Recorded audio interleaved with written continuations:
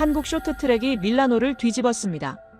2026년 2월 21일 새벽, 이탈리아 팬 수천 명이 지켜보는 빙판에서 태극마크가 금메달과 은메달을 동시에 가져갔습니다. 그런데 이 경기에는 열흘 전부터 시작된 이야기가 있었습니다. 혼성 계주 준결승.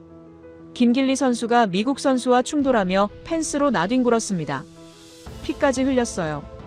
한국은 그 경기에서 탈락했고 전 세계 팬들의 분노가 쏟아졌어요. 그리고 열흘 뒤 두 선수는 같은 빙판 위에서 다시 만났습니다. 이번엔 달랐습니다. 미국 선수는 동메달에 그쳤고 한국은 금메달을 목에 걸었어요. 경기 후 미국 선수가 남긴 말은 단 한 문장이었습니다. 한국 선수의 협공은 자연재해였습니다. 도대체 이 밤 밀라노의 빙판 위에서 무슨 일이 있었을까요? 지금 공개됩니다. 한국 최고라고 댓글을 남겨주세요. 여러분의 구독과 좋아요는 아주 큰 힘이 됩니다. 오늘 밤 이 경기장에서 두 개의 신화가 충돌할 것이라는 걸 나는 입장하는 순간 직감했습니다. 한쪽엔 아리안나 폰타나, 이탈리아가 낳은 전설, 올림픽 쇼트트랙 역대 최다 메달리스트, 고향 밀라노의 홈 빙판에서 마지막 금메달에 도전하는 36의 여왕. 관중석 절반이 그녀의 이름을 외쳤고 이탈리아 국기가 파도처럼 넘실댔습니다. 아리안나, 아리안나. 수천 명의 목소리가 하나로 모이는 그 순간 20년 기자 생활 중 이런 분위기는 손에 꼽을 정도였어요. 그리고 다른 한쪽엔 조용히 워밍업 중인 두 명의 선수가 있었습니다. 가슴에 태극마크를 단 한국 선수들이었어요. 내 이름은 마르코 페라리. 라 가제타 델로 스포르트의 쇼트트랙 담당 기자입니다. 22년째 이 종목을 취재하고 있어요. 처음 이 일을 시작했을 때 선배 기자가 이런 말을 했습니다. 마르코, 쇼트트랙을 취재하려면 먼저 한국을 공부해. 이 종목은 그들이 없으면 이야기가 안 돼. 당시엔 그 말이 과장처럼 들렸어요. 하지만 22년이 지난 지금 나는 그 선배가 완전히 옳았다는 걸 인정합니다. 숫자로 이야기하는 게 가장 정직할 것 같아요. 쇼트트랙이 올림픽 정식 종목이 된 건 1992년 알베르빌 대회부터입니다. 그 후 지금까지 열린 올림픽 여자 계주 10번. 한국이 금메달을 가져간 건 7번이에요. 여자 1500m 역대 금메달은 7개. 그중 5개가 한국 선수 목에 걸렸습니다. 이틀 전 여자 계주 결승에서도 그랬죠. 폰타나가 이끄는 이탈리아가 0.093초 차이로 따라붙었지만 결승선을 먼저 통과한 건 역시 태극마크였습니다. 그날 나는 취재 노트에 이렇게 적었어요. 또 단 한 글자였지만 그 안에 22년의 감정이 담겨 있었습니다. 기자 생활을 하면서 나는 수없이 많은 이탈리아 선수들이 저 태극마크 앞에서 무릎을 꿇는 걸 지켜봤어요. 분하고 억울하고 때로는 화도 났습니다. 그런데 솔직히 말하면 경외심도 있었어요. 이렇게 오래, 이렇게 압도적으로 한 나라가 한 종목을 지배할 수 있다는 게 도무지 이해되지 않으면서도 그 앞에서 자꾸 고개가 숙여지는 느낌. 아마 이 종목을 오래 취재한 기자라면 누구나 한 번쯤 그 감정을 알 겁니다. 그래도 오늘 밤만큼은 달라야 했습니다. 오늘은 밀라노였으니까요. 폰타나의 도시. 그녀가 태어나고 처음 스케이트를 배우고 20회를 달려온 끝에 마지막으로 돌아온 곳. 관중석 어딘가에 그녀의 가족이 앉아 있었고 이탈리아 전역에서 몰려든 팬들이 숨을 죽이고 기다리고 있었습니다. 오늘만큼은 어떤 기적이 일어나도 이상하지 않을 것 같은 밤이었어요. 나는 프레스석에 앉아 노트를 펼쳤습니다. 기사의 첫 문장은 이미 준비돼 있었어요. 밀라노는 오늘 밤 자신의 딸에게 가장 아름다운 선물을 돌려줬다. 내일 아침 일면을 장식할 그 문장이 손끝에서 기다리고 있었죠. 그런데 펜을 쥔 손이 잠깐 멈췄습니다. 빙판 건너편 두 명의 한국 선수가 워밍업을 하고 있었어요. 조용했습니다. 수천 명의 함성이 경기장을 가득 채우는데도 저 두 사람 주변만 이상하게 고요한 것 같았어요. 함성도 없고 플래카드도 없었죠. 그냥 묵묵히 정확하게 빙판을 돌고 있었습니다. 그 고요함이 오히려 더 무겁게 느껴졌어요. 22년 기자 경험이 속삭였습니다. 마르코, 저 고요함을 조심해. 나는 그 느낌을 애써 무시하고 다시 노트를 내려다봤습니다. 준비된 기사가 기다리고 있었으니까요. 아직은 그렇게 생각했어요. 경기 시작까지 1시간이 남았을 때 나는 습관적으로 오늘의 결승 출전 선수 명단을 훑었습니다. 취재 노트 맨 위에 적힌 이름은 당연히 폰타나였어요. 아리안나 폰타나. 35살.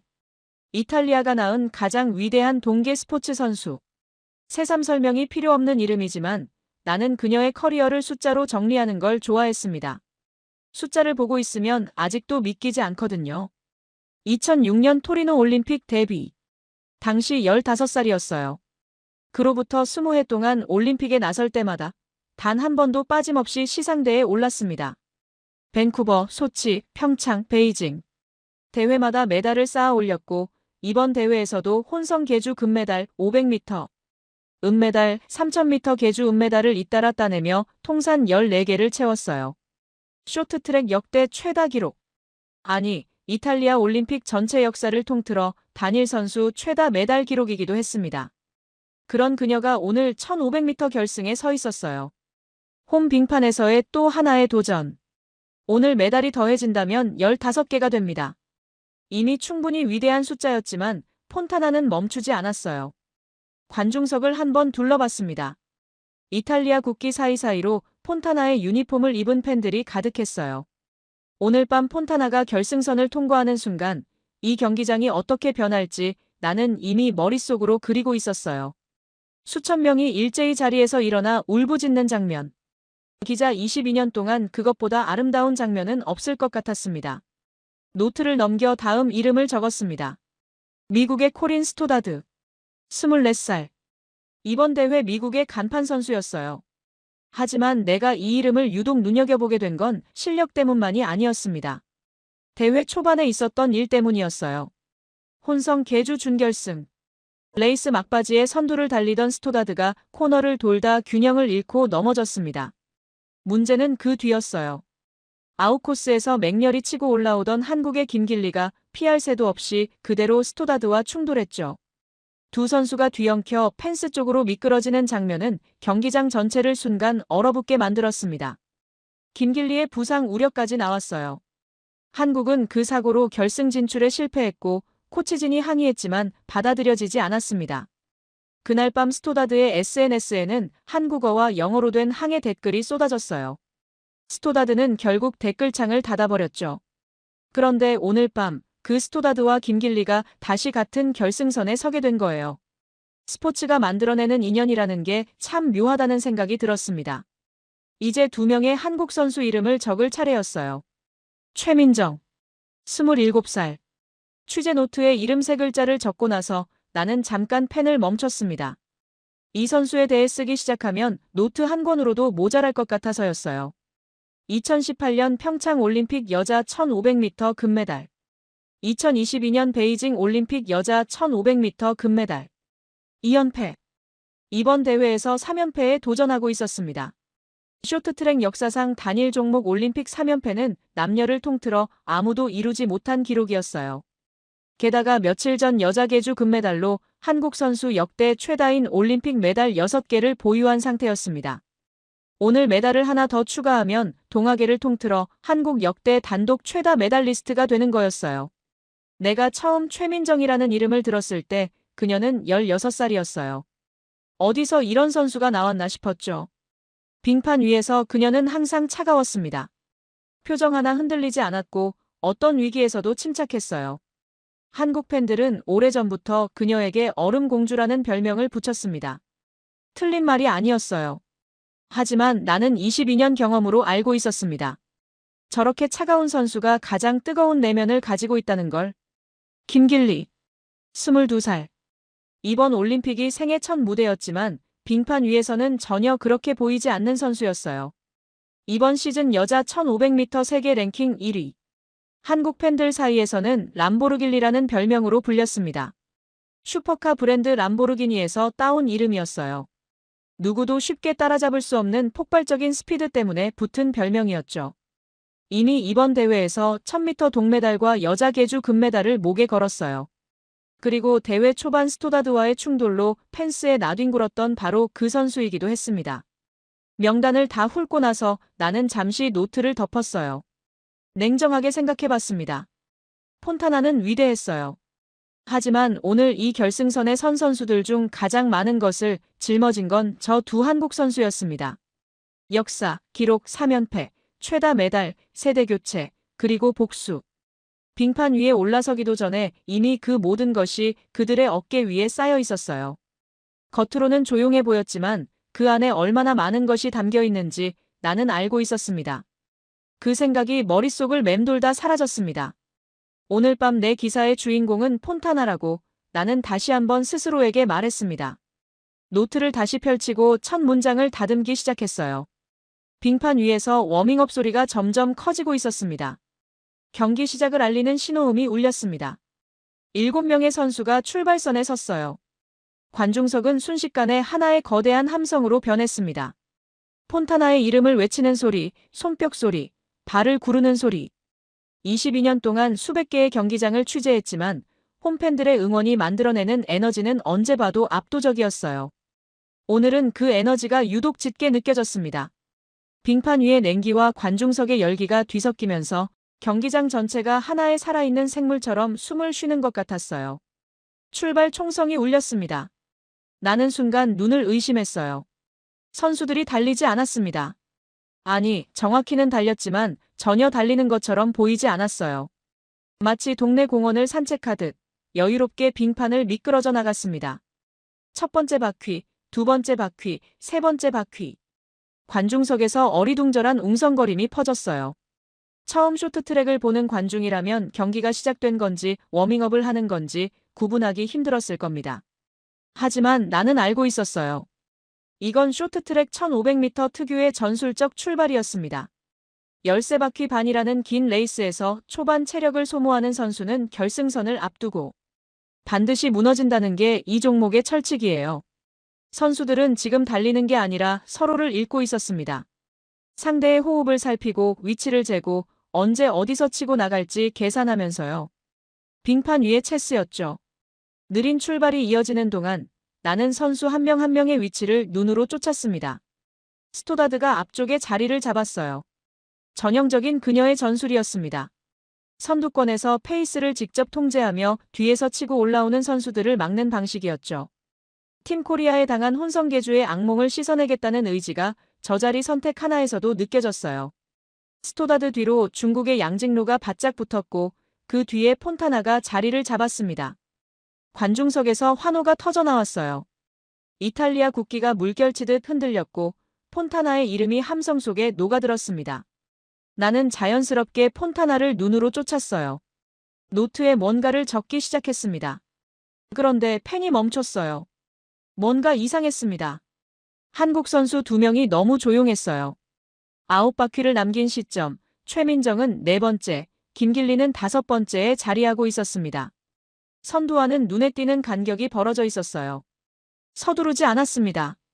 밀고 당기지도 않았고 앞 선수를 압박하는 기색도 없었어요. 그저 일정한 간격을 유지한 채 앞을 향해 조용히 달리고 있었습니다. 나는 노트에서 눈을 들어 다시 한번 그들을 봤어요. 표정이 없었습니다.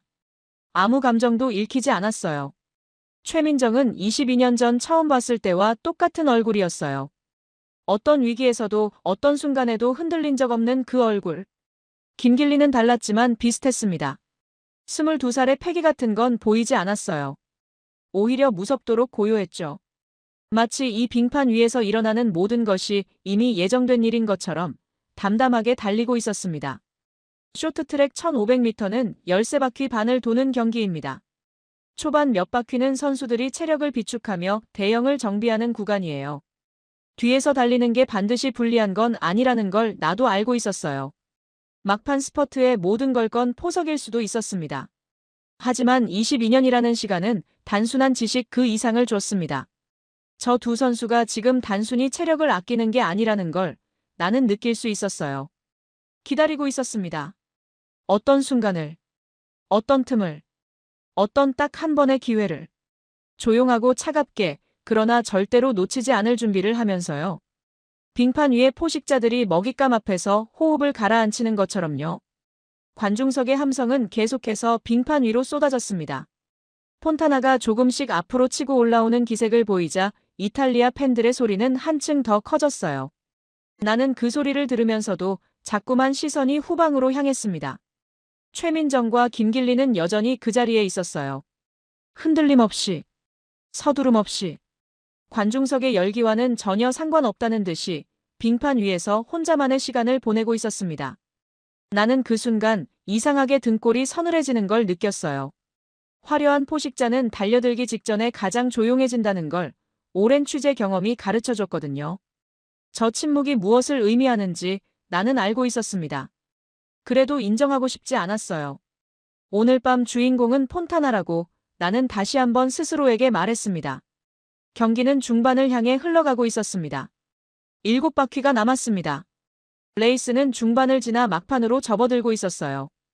관중석의 함성은 경기가 시작됐을 때보다 오히려 더 커져 있었습니다. 빙판 위의 선수들이 조금씩 속도를 올리기 시작하면서 관중들도 본능적으로 느끼고 있었던 거예요. 뭔가가 곧 터진다는 것을요. 나는 취재 노트를 꽉 쥔 채 빙판을 응시하고 있었습니다. 바로 그 순간이었어요. 최민정이 움직였습니다. 눈 깜짝할 사이도 아니었어요. 오히려 놀랍도록 자연스러웠습니다. 마치 처음부터 그 자리에 있었던 것처럼 최민정은 소리 없이 앞으로 미끄러져 들어갔어요. 밀거나 치지 않았습니다. 충돌도 없었어요. 그냥 있던 자리에서 속도를 올렸고 어느 순간 두 번째 자리에 서 있었습니다. 숨을 참고 지켜봤는데도 정확히 어느 순간에 치고 나간 건지 포착하기가 어려웠어요. 22년 동안 수천 명의 선수를 봐왔지만 저렇게 공간을 읽는 선수는 흔치 않았습니다. 틈이 생기기 전에 이미 그 틈을 향해 몸이 움직이는 것처럼 보였어요. 마치 빙판 위에 보이지 않는 레일이 깔려 있고 최민정만 그것을 볼 수 있는 것처럼. 나는 펜을 들었다가 다시 내려놨어요. 폰타나를 보던 눈이 저절로 최민정에게로 향했습니다. 선두는 여전히 스토다드가 달리고 있었어요. 스토다드는 리드를 내줄 생각이 없다는 듯 페이스를 한층 끌어올렸습니다. 코너를 돌 때마다 날카롭게 안쪽을 파고들며 간격을 유지했어요. 온몸으로 레인을 막으면서 뒤에서 오는 선수들에게 공간을 허락하지 않았습니다. 혼성계주에서 겪은 일을 되새기고 있는 건지 아니면 단순히 최선을 다하는 건지 알 수 없었어요. 하지만 저 자세, 저 집중력, 저 눈빛만큼은 분명했습니다. 오늘 이 빙판에서 쉽게 내줄 생각이 없다는 것이요. 나는 잠시 스토다드를 바라보다가 다시 한번 전체 대형을 눈으로 훑었습니다. 그리고 김길리를 찾았어요. 스토다드와 최민정이 앞쪽에서 팽팽하게 맞서는 동안 김길리는 여전히 뒤쪽에서 달리고 있었습니다. 서두르지 않았어요. 앞에서 벌어지는 긴장을 관찰하듯 일정한 간격을 유지하면서 묵묵히 따라가고 있었죠. 22살의 패기 같은 건 보이지 않았어요. 오히려 무섭도록 절제된 모습이었습니다. 누군가 불안해서 자리를 지키는 게 아니라 아직 때가 아니기 때문에 기다리는 것처럼 보였어요. 4바퀴가 남은 시점이었습니다. 김길리가 세 번째 자리로 조용히 올라섰어요. 최민정이 2위로 올라선 지 불과 몇 초 뒤였습니다. 그 짧은 시간 안에 두 선수가 마치 약속이라도 한 것처럼 앞쪽으로 나란히 올라서 있었어요. 우연처럼 보였지만 우연이 아니라는 걸 나는 느꼈습니다. 오랫동안 같은 빙판에서 훈련하고 같은 경기를 뛰어온 선수들이 만들어내는 호흡이었어요. 말하지 않아도 서로의 움직임을 읽고 있는 것이었죠. 코치의 지시가 아니라 빙판 위에서 몸으로 나누는 대화였습니다. 이제 대형이 완성됐어요. 스토다드, 최민정, 김길리. 세 선수가 나란히 앞쪽에 자리했습니다. 나는 그 대형을 보면서 본능적으로 뒤를 돌아봤어요. 폰타나를 찾아야 했습니다. 시선을 뒤쪽으로 돌렸더니 폰타나는 네 번째 자리에 있었어요. 앞선 한국 선수 2명에게 자리를 내준 채 바짝 추격하고 있었습니다. 오늘 경기에서 처음으로 폰타나가 흐름에서 밀려난 순간이었어요. 관중석에서 불안한 웅성거림이 퍼지기 시작했습니다. 팬들도 보고 있었던 거예요. 폰타나의 앞에 한국 선수가 2명이나 버티고 있다는 것을요. 이탈리아 국기들이 더 크게 흔들렸어요. 폰타나의 이름이 더 간절하게 불렸습니다. 뭔가를 애원하는 듯한 함성이었어요. 힘을 내라는 건지, 제발 앞으로 올라오라는 건지. 그 함성이 빙판 위에 폰타나에게 닿고 있는지는 알 수 없었습니다. 나는 다시 앞쪽으로 시선을 돌렸어요. 스토다드, 최민정, 김길리. 세 선수 사이의 간격은 한 팔 길이도 되지 않았습니다. 아이스링크에 111m짜리 트랙을 3명이 거의 한 덩어리처럼 붙어서 달리고 있었어요. 저 좁은 공간 안에서 지금 무슨 계산이 오가고 있는지 경기장의 어느 누구도 정확히 알 수 없었습니다. 저 세 사람만 알고 있었겠죠. 아니, 어쩌면 그들도 모르면서 달리고 있었을지 몰랐어요. 호흡을 멈추게 만드는 레이스였습니다. 그리고 세 바퀴가 남았습니다. 최민정이 인코스를 향해 고개를 낮췄어요. 스토다드와 최민정 사이의 거리가 순식간에 좁혀지기 시작했습니다.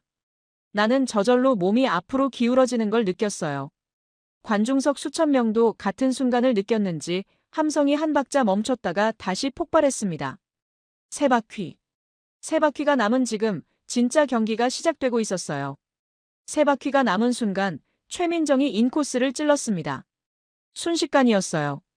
스토다드가 선두를 달리며 코너를 돌아 나오는 바로 그 찰나 최민정이 안쪽 공간으로 파고들었습니다. 충돌이나 밀치기가 아니었어요. 스토다드의 주행 라인과 최민정의 주행 라인이 교차하는 딱 그 순간 최민정은 이미 앞에 나가 있었습니다. 공간이 열리기를 기다린 게 아니라 공간이 열리는 타이밍을 미리 계산하고 그 자리로 몸을 밀어넣은 거였어요. 나는 그 장면을 눈으로 보고도 몇 초 동안 무슨 일이 일어난 건지 파악하지 못했습니다. 그만큼 빨랐어요. 최민정이 선두였습니다. 오랫동안 이 레이스를 지배해온 스토다드를 단번에 제쳤고 그 자리에 서 있었어요. 관중석이 잠시 얼어붙었습니다. 이탈리아 팬들이 보고 싶었던 장면이 아니었으니까요. 그러나 그 침묵은 오래가지 않았어요. 스포츠를 오래 본 사람들은 알거든요. 저런 추월이 나왔을 때 박수를 보내지 않을 수 없다는 걸. 경기장 곳곳에서 탄성이 터져나오기 시작했습니다. 나는 노트를 완전히 덮었어요. 이건 더 이상 기록하면서 볼 수 있는 경기가 아니었습니다. 최민정이 선두로 나선 채 두 바퀴를 남겨두고 있었어요. 스토다드는 밀려난 자리에서 바로 반격을 시작했습니다. 포기한 표정이 아니었어요. 오히려 더 이를 악문 것처럼 보였죠. 이대로 끝내지 않겠다는 듯 최민정의 뒤를 바짝 물었습니다. 두 선수의 간격이 좁혀졌다 벌어졌다를 반복하는 동안 경기장의 공기가 팽팽하게 당겨지는 것 같았어요. 그때 나는 외곽에서 무언가가 움직이는 걸 봤습니다. 김길리였어요. 두 바퀴가 남은 시점이었습니다. 최민정과 스토다드가 선두 자리를 놓고 맞붙은 바로 그 순간 김길리가 아웃코스로 빠져나오고 있었어요. 아무도 예상하지 못한 방향이었습니다. 최민정이 인코스를 잠근 채 앞을 달리고 있으니 남은 선택지는 아웃코스뿐이었어요.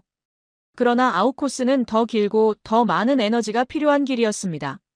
보통의 선수라면 그 판단을 쉽게 내리지 못했을 거예요. 하지만 김길리는 달랐습니다. 아웃코스로 빠져나온 순간부터 속도가 달라졌어요. 람보르길리라는 별명이 왜 붙었는지 나는 그 순간 완전히 이해했습니다. 직선 구간에서의 폭발적인 가속. 코너를 벗어나 직선으로 나오는 그 찰나, 김길리의 스케이트가 빙판을 박찰 때마다 몸이 앞으로 솟구치는 것처럼 느껴졌어요. 안쪽에서는 최민정이, 바깥쪽에서는 김길리가. 두 사람이 동시에 스토다드를 압박하고 있었습니다. 인코스와 아웃코스를 동시에 막는 협공이었어요. 스토다드의 입장에서는 물리적으로 막을 방법이 없었습니다. 안쪽은 최민정이 버티고 있었고 바깥쪽은 김길리가 파고들고 있었으니까요. 나는 그 장면을 보면서 뒤에서 스토다드가 했다는 말이 왜 나왔는지 비로소 이해할 수 있었어요. 훈련이나 전술로 만들어지는 게 아니라 빙판 위에서 두 선수가 몸으로 만들어낸 순간이었습니다. 그리고 결승선까지 두 바퀴를 남겨두고 김길리가 최민정 앞으로 나섰습니다. 순간 경기장 전체가 흔들리는 것 같았어요. 한국 대 한국이었습니다. 같은 태극마크를 달고 같은 팀에서 훈련하고 며칠 전 계주 금메달을 함께 목에 걸었던 두 선수가 이제 결승선 하나를 놓고 맞서고 있었어요. 최민정은 선두를 빼앗겼지만 물러서지 않았습니다. 후배에게 내준 자리를 되찾으려는 건지 아니면 후배의 등 뒤에서 끝까지 달리는 선배로 남으려는 건지 그 마음은 알 수 없었어요. 나는 그 두 선수를 보면서 잠깐 시선을 돌렸습니다. 폰타나였어요. 그녀는 5번째였습니다. 화려했던 오늘 밤 경기에서 이탈리아의 여왕은 메달권 밖으로 밀려나 있었어요. 관중석은 여전히 폰타나의 이름을 불렀지만 그 소리에는 아까와는 다른 감정이 섞여 있었습니다. 응원이 아니라 안타까움에 가까웠어요. 한 바퀴가 남았습니다. 빙판 맨 앞에는 김길리와 최민정이 있었어요. 결승선이 울렸습니다. 김길리가 먼저였어요. 2분 32초 76. 숫자가 전광판에 떠오르는 순간 경기장 안의 시간이 잠깐 멈추는 것 같았습니다. 나는 자리에서 일어나지도 못한 채 빙판을 바라보고 있었어요. 손에 쥔 노트가 그대로였습니다. 아무것도 적지 못했어요. 22년 동안 이 일을 해왔는데 방금 내가 무엇을 봤는지 정리가 되지 않았습니다. 머릿속이 텅 빈 것 같았어요. 그냥 멍하니 빙판을 바라보고 있었습니다. 김길리는 결승선을 통과하자마자 두 팔을 번쩍 들었어요. 그리고 곧장 최민정에게로 달려갔습니다. 스케이트를 신고 달리는 속도인데도 어쩐지 너무 빨리 닿은 것 같았어요. 최민정이 두 팔을 벌렸습니다. 그 품 안으로 김길리가 뛰어들었어요. 두 선수가 서로를 끌어안은 채 빙판 위에서 흔들렸습니다. 조금 전까지 결승선 하나를 놓고 맞붙었던 두 사람이었어요. 안쪽과 바깥쪽 서로를 밀어내며 0.1초를 다퉜던 두 사람이 이제 서로의 등을 두드리며 울고 있었습니다. 최민정의 어깨가 떨렸어요. 나는 그 장면을 멀리서 바라보다가 저도 모르게 자리에서 반쯤 일어섰습니다. 얼음공주라는 별명으로 불리던 선수였어요. 10년 동안 빙판 위에서 단 한 번도 무너지지 않았던 선수. 어떤 압박 앞에서도 표정 하나 흔들리지 않았던 선수.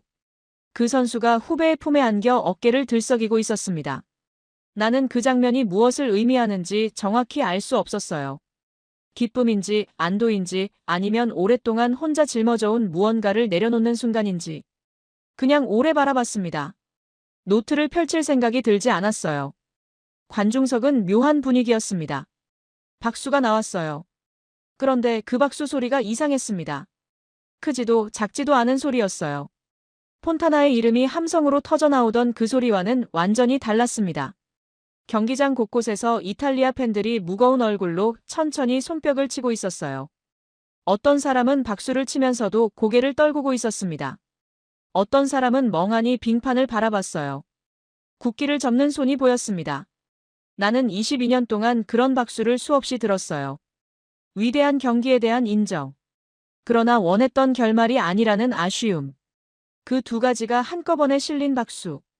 스포츠 경기장에서 가장 복잡한 감정이 담긴 소리가 바로 저런 박수였습니다. 어떤 의미에서는 환호보다 더 솔직한 소리이기도 했어요. 이기고 싶었지만 저 경기가 아름다웠다는 것을 부정할 수 없다는 고백이었으니까요. 나는 자리에서 일어나 취재구역으로 내려갔습니다. 경기 직후 인터뷰. 선수들이 흥분과 피로가 채 가시지 않은 상태에서 내뱉는 말들이 때로는 경기 자체보다 더 많은 이야기를 담고 있었어요. 지금 이 순간 저 빙판 위에 있었던 선수들의 목소리를 직접 들어야 했습니다. 가장 먼저 스토다드를 만났어요. 숨이 아직 가빠 있었습니다. 이마에 땀이 맺혀 있었고 눈은 충혈돼 있었어요. 볼이 발갛게 달아올라 있었습니다. 동메달.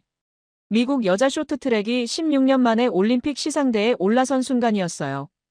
기뻐해야 할 결과였습니다. 그러나 스토다드의 얼굴에는 기쁨과 아쉬움이 동시에 담겨 있었어요. 더 높은 자리를 노렸던 선수의 눈빛이었습니다. 그러면서도 그 눈빛 어딘가에 무언가를 소화해내는 중인 사람의 표정이 있었어요. 방금 자신이 겪은 일을 스스로 납득시키려는 것처럼. 나는 마이크를 내밀었습니다. 결승 레이스에 대해 어떻게 생각하느냐고 물었어요. 스토다드는 잠깐 숨을 고르더니 이렇게 말했습니다. 자연재해 같았다고요. 나는 펜을 멈췄어요. 스토다드가 말을 이었습니다. 최민정이 안쪽을 막는 순간 바깥쪽에서 김길리가 치고 들어왔다고요.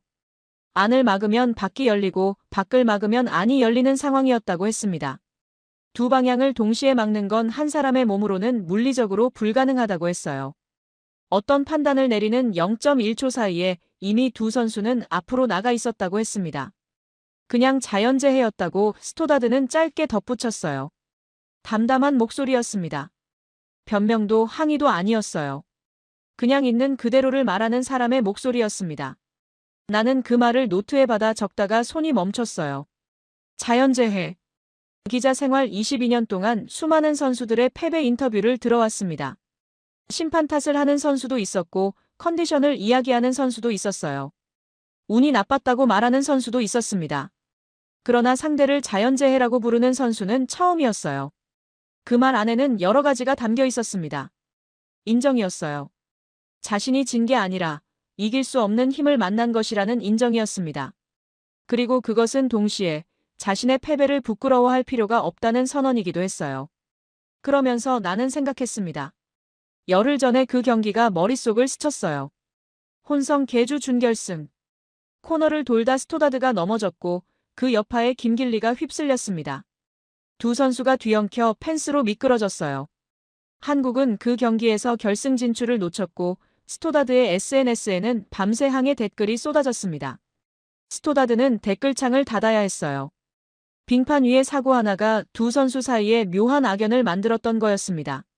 그런데 열흘 뒤 같은 빙판 위에서 두 선수는 다시 만났어요. 이번에는 김길리가 스토다드를 앞질렀습니다. 그리고 스토다드는 그것을 자연재해라고 불렀어요. 나는 노트를 덮고 잠시 그 자리에 서 있었습니다. 스포츠가 만들어내는 이야기는 때로 어떤 소설보다 더 정교하고 어떤 드라마보다 더 잔인하고 아름답다는 걸 오늘 밤 다시 느꼈어요. 누가 이런 장면을 써낼 수 있었겠습니까? 열흘 전의 충돌이 오늘 밤의 결말을 만들어낸 것처럼 모든 것이 처음부터 이어져 있었던 것처럼 취재 구역을 걷는 동안 나는 자꾸 빙판 쪽을 돌아봤습니다. 한국 선수 2명이 아직 거기 있었어요. 서로를 끌어안은 채 그 차가운 빙판 위에서 오래오래 울고 있었습니다. 이탈리아 팬들의 박수 소리가 아직 경기장 안을 맴돌고 있었어요. 오늘 밤 기사의 첫 문장을 구상했습니다. 폰타나로 시작하는 문장이 아니었어요. 그 생각조차 이제 자연스러웠습니다. 시상대가 빙판 위에 놓였습니다. 경기장 직원들이 시상대를 세팅하는 동안 나는 기자석으로 돌아와 노트를 펼쳤어요. 손이 잘 움직이지 않았습니다. 오늘 밤 쓸 기사의 첫 문장을 아직 정하지 못했어요. 머릿속에서 여러 문장이 떠올랐다가 사라지기를 반복하고 있었습니다. 22년 동안 이 일을 해오면서 첫 문장을 이렇게 오래 고민한 적이 있었나 싶었어요. 시상대에 세 선수가 올라섰습니다. 가운데 자리에는 김길리가 섰어요. 22살. 생애 첫 올림픽 무대에서 금메달 2개와 동메달 하나를 목에 건 선수. 시상대 위에 올라선 그녀는 경기 중과는 전혀 다른 얼굴이었습니다. 빙판 위에서 그토록 차갑고 무서웠던 선수가 이제 두 손으로 얼굴을 감싸며 어깨를 들썩이고 있었어요. 울고 있었습니다. 소리를 참으려는 듯 입술을 꽉 깨물었지만 어깨는 계속 떨렸어요. 람보르길리라는 별명을 가진 선수가 시상대 위에서 어린아이처럼 울고 있었습니다. 나는 그 장면이 이상하게 마음에 걸렸어요. 저 눈물이 단순한 기쁨만은 아닐 것 같다는 생각이 들었습니다. 혼성 계주에서 넘어졌던 날 밤, 댓글창이 닫힌 스토다드의 SNS, 그리고 오늘 밤 이 시상대까지. 열흘이라는 시간이 저 어깨 안에 다 담겨 있는 것 같았어요. 그리고 왼쪽 자리에는 최민정이 서 있었습니다. 나는 그 순간 노트를 덮었어요. 최민정이 울고 있었습니다. 얼음 공주가 울고 있었어요. 10년 동안 이 선수를 취재했습니다. 금메달을 목에 걸어도 부상을 당해도 억울한 실격 판정을 받아도 저 선수의 눈에서 눈물을 본 적이 없었어요. 빙판 위에서 최민정은 항상 차가웠습니다. 어떤 압박 앞에서도 어떤 순간에도 표정 하나 흔들리지 않았어요. 그게 최민정이었고 그게 팬들이 그녀에게 얼음공주라는 별명을 붙인 이유였습니다. 그런데 오늘 밤 그 선수가 시상대 위에서 울고 있었어요. 소리 없이 흐르는 눈물이었습니다. 닦으려 하지 않았어요. 그냥 흘리고 있었어요. 고개를 살짝 숙인 채 은메달을 두 손으로 쥐고 빙판 어딘가를 바라보면서 그 눈물이 무엇 때문인지 옆에서 볼 수 없었습니다. 3연패를 노렸지만 후배에게 금메달을 내준 아쉬움인지 아니면 오랫동안 이 자리까지 오기 위해 혼자 견뎌온 모든 것들이 한꺼번에 터져나오는 건지 알 수 없었어요. 시상식이 끝나고 믹스트존에서 최민정을 만났습니다. 나는 질문을 준비하고 있었어요. 3연패 도전이 아쉽지 않느냐고, 후배에게 금메달을 내준 소감이 어떠냐고. 기자로서 당연히 해야 할 질문들이었습니다. 그런데 최민정이 먼저 말을 꺼냈어요. 이번 올림픽이 마지막일 것 같다는 느낌이 들었다고 했습니다. 나는 펜을 든 채 그냥 듣고 있었어요. 최민정이 말을 이었어요. 경기를 준비하면서 내내 그런 생각이 들었다고 했습니다. 마지막이라는 생각이 드니까 후회 없이 달리고 싶었다고요. 결과가 어떻게 되든 오늘 이 빙판 위에서 자신이 할 수 있는 모든 것을 다 쏟아내고 싶었다고 했습니다. 그리고 그렇게 했다고 최민정은 조용히 말했어요. 목소리가 흔들리지 않았습니다. 눈물은 이미 멈춰 있었어요. 다시 최민정이었습니다. 차갑고 단단한 그 선수였어요. 나는 다음 질문을 하려다가 멈췄습니다.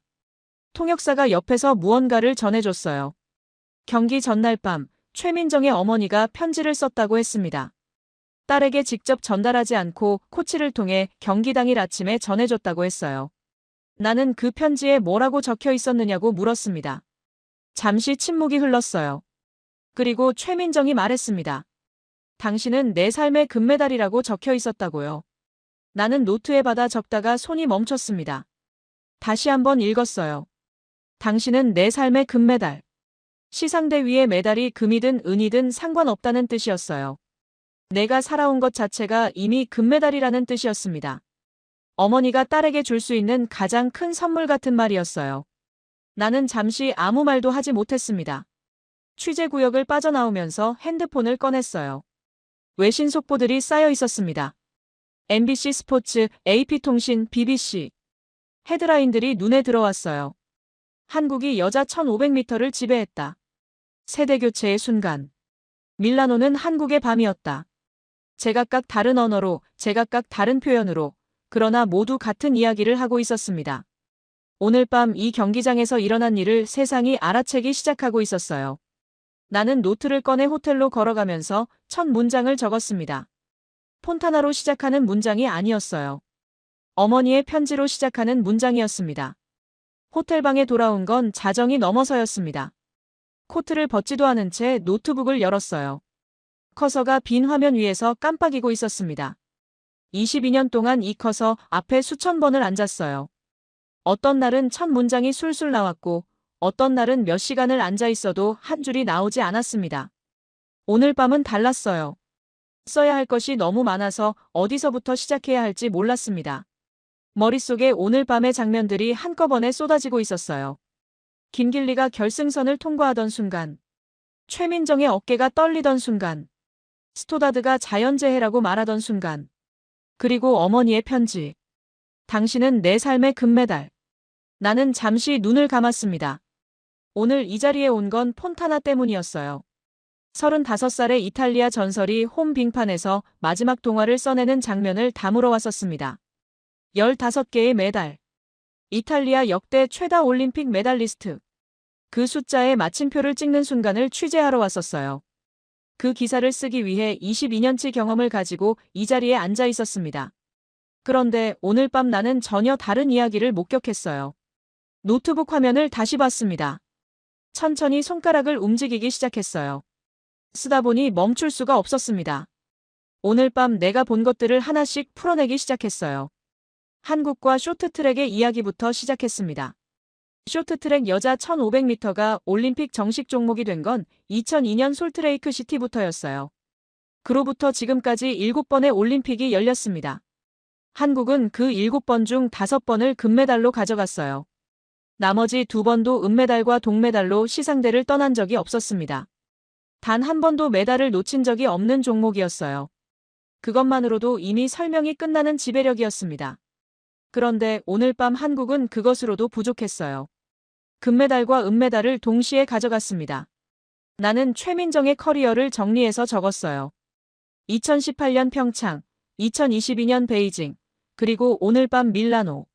3번의 올림픽, 3번의 결승선. 금은 3연패는 이루지 못했지만 그 자리에 3번 모두 섰다는 것 자체가 이미 역사였습니다. 쇼트트랙이라는 종목의 특성상 한 대회를 온전히 마치는 것도 쉽지 않아요. 넘어지고 충돌하고 실격당하는 일이 다반사인 종목이었습니다. 그 위험한 빙판 위에서 10년 동안 정상을 지켜온 선수였어요. 오늘 밤 은메달을 목에 걸고 시상대 위에서 흘린 눈물이 단순한 아쉬움이 아니었다는 걸 나는 알고 있었습니다. 10년이라는 시간이 담긴 눈물이었어요. 그리고 올림픽 메달 7개. 동아계를 통틀어 한국 역대 최다. 그 숫자를 적으면서 나는 잠시 멈췄습니다. 양궁의 김순영, 사격의 진종우, 스피드 스케이팅의 이승훈. 한국이 배출한 가장 위대한 올림피언들과 어깨를 나란히 한 숫자였어요. 그 이름들 옆에 최민정의 이름이 오른쪽 끝에 서 있었습니다. 혼자서요. 김길리에 대해 쓸 차례가 됐어요. 22살. 생애 첫 올림픽. 그 무대에서 동메달, 금메달, 금메달. 세 개의 메달을 목에 걸고 밀라노를 떠나게 됐습니다. 이번 대회 한국 선수단 전체에서 가장 많은 메달이었어요. 람보르길리. 이탈리아 슈퍼카에서 따온 별명을 가진 한국 선수가 이탈리아. 밀라노에서 이탈리아의 전설 폰타나를 제치고 금메달을 따냈습니다. 이 우연을 어떻게 설명해야 할지 한참을 생각했어요. 설명할 수 없었습니다. 그냥 그런 일이 오늘 밤 여기서 일어났어요. 그리고 혼성 계주 충돌로 시작된 열흘. 스토다드와의 악연이 오늘 밤 이 결승선에서 마무리됐습니다. 스토다드는 그걸 자연재해라고 불렀어요. 자연재해를 당한 사람이 그 자연재해에 동메달을 내준 건지 아니면 자연재해에 맞서 동메달을 지켜낸 건지. 나는 한참을 고민하다가 둘 다라고 결론 내렸습니다. 새벽 2시가 넘었어요. 창밖으로 밀라노의 야경이 보였습니다. 경기가 끝났는데도 도심 어딘가에서 아직 사람들의 소리가 들려오는 것 같았어요. 이 도시는 오늘 밤 무엇을 기억하게 될까 생각했습니다. 폰타나의 5번째 자리를 기억할까요? 아니면 2개의 태극마크가 나란히 시상대 꼭대기에 오른 장면을 기억할까요? 나는 기사의 마지막 문장을 썼습니다. 오늘 이 자리에 오기 전 나는 폰타나의 동화를 쓸어왔었다고 적었어요. 그런데 오늘 밤 밀라노는 전혀 다른 이야기를 들려줬다고 했습니다.